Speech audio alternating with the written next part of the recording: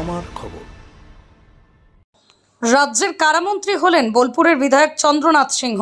এতদিন তিনি ক্ষুদ্র মাঝারি ও কুটির শিল্পমন্ত্রী ছিলেন, সেই সঙ্গে আরও দায়িত্ব দেওয়া হলো তাঁকে। এর আগে কারামন্ত্রী ছিলেন অখিল গিরি। 4 আগস্ট কারামন্ত্রীর পদ থেকে ইস্তফা দিয়েছিলেন অখিল গিরি। এতদিন এই দপ্তর খোদ রাজ্যের মুখ্যমন্ত্রী মমতা বন্দ্যোপাধ্যায়ের হাতেই ছিল। একটা জল্পনা তৈরি হয়েছিল এই দপ্তরের দায়িত্ব বোলপুরের বিধায়ক তথা রাজ্যের ক্ষুদ্র মাঝারি ও কুটির শিল্পমন্ত্রী চন্দ্রনাথ সিংহকে দেওয়া হবে। সেই জল্পনার অবসান হলো। কারামন্ত্রীর দায়িত্ব পেলেন চন্দ্রনাথ সিংহ, অর্থাৎ ক্ষুদ্র মাঝারি ও কুটির শিল্প দপ্তর সহ কারা দপ্তরের দায়িত্ব সামলাবেন। নতুন দায়িত্ব নেওয়ার পর আমার খবরকে দেওয়া একান্ত সাক্ষাৎকারে কি বললেন চন্দ্রনাথ সিংহ, শুনুন। মাননীয় মুখ্যমন্ত্রী যে দায়িত্ব দিয়েছেন সে দায়িত্ব পালন করতে হবে। এবং আজকে আমি দপ্তরে এসেছি, কারা দপ্তরে এসেছি, এডিজি কারার সঙ্গে জানলাম দপ্তরের যে কি কাজ, এবং আশা করি আধিকারিকদের নিয়ে আমি সেই কাজ করব। মাননীয় মুখ্যমন্ত্রী বীরভূম জেলার প্রতিনিধি হিসেবে আমাকে যে দায়িত্ব দিয়েছেন তার জন্য ধন্যবাদ জানাই। আশা রাখি সঠিকভাবে সেই দায়িত্ব পালন করব। বোলপুরের বিধায়কের আবারও একটা মন্ত্রিত্ব যোগ্য হওয়ায় সবুজ আবির খেলায় মাতলেন তৃণমূল কংগ্রেস কর্মীরা।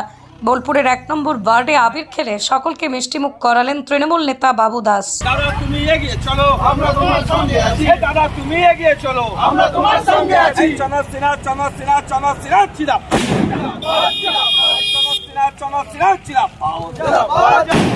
রাজ্যের মন্ত্রী ছিলেন মাননীয় চন্দ্রনাথ সিনহা মহাশয়, বোলপুরের বিধায়ক। তিনি পুনরায় আবার একটা মন্ত্রিত্ব পেয়েছেন কারা দপ্তরের, সেটা আপনাদের কাছেও খবর আছে, যার জন্য আমাদের খুশি। আমরা দেখেছি এর আগে মৎস্য দপ্তরের পিছিয়ে পড়েছিল, সেই দপ্তরকে দাদা কিভাবে এগিয়ে নিয়ে গেছে। আবার যে ক্ষুদ্র কুটির শিল্প বস্ত্র শিল্প ছিল যেটা পিছিয়ে ছিল, সেই দপ্তরটাকেও দাদা কিভাবে এগিয়ে নিয়ে গেছে। যেসব এলাকায় হাট এবং স্টল বন্ধ ছিল হস্তশিল্পে, সেগুলো দাদাদের সেগুলোকে খুলে গেছে, সেগুলো সমান্তরালভাবে কাজ চলছে এবং হস্তশিল্পটাকে আগিয়ে নিয়ে চলেছে। সেই দিকে লক্ষ্য রেখে মমতা ব্যানার্জির স্নেহধন্য অভিষেক ব্যানার্জির মনের মানুষ আমাদের প্রিয় দাদাকে আবার কারা দপ্তর দেওয়া হয়েছে। যদি কারা দপ্তরকে দাদা ঠিকভাবে সামালতে পারবে এবং তার উপরে সব থেকে বড় কথা টিম অনুব্রত মণ্ডলের উপর ভরসা রেখেছে মমতা ব্যানার্জি। আবার প্রমাণ হলো যে বীরভূম জেলার টিম অনুব্রত মণ্ডলের উপরেই ভরসা রাখছে দিদি।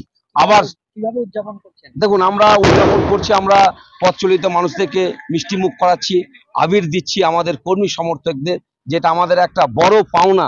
যে দাদা, যে মন্ত্রী তিনি রয়েছেন, যার মধ্যে কোনো গরম গিদের নেই, সাধারণ মানুষের মতো মেলামেশা করে তিনি বাইকে করে চড়ে আমাদের যে কোনো অনুষ্ঠানে উৎসব অনুষ্ঠানে আসে, সে মানুষটা আবার একটা বড় জায়গা পেয়েছে, সেটা নিয়ে আমাদের খুবই আনন্দিত এবং আমরা খুবই উৎসাহিত। আগামী দিন দাদা এভাবে এগিয়ে চলবে। আমাদের গোটা বীরভূম জেলা তৃণমূল কংগ্রেসের সমর্থকরা আমরা তার। বোলপুরের ভুবনডাঙ্গায় নজরুল পথের পাশে তৈরি হচ্ছে অভিপ্সা অ্যাপার্টমেন্ট। বোলপুর স্টেশন থেকে মাত্র 5 মিনিটে, বোলপুর কলেজ স্কুল স্বাস্থ্যকেন্দ্র থেকে মাত্র 4 মিনিটে, বোলপুর বাস স্ট্যান্ড এবং বিশ্বভারতী থেকে মাত্র 2 মিনিটেই পৌঁছে যাবেন অভিপ্সা অ্যাপার্টমেন্টে। রয়েছে নানান উন্নত মানের সুযোগ সুবিধা। অফিসের ঠিকানা Sanvi apartment 2, ground floor, Ramakrishna road, Bolpur.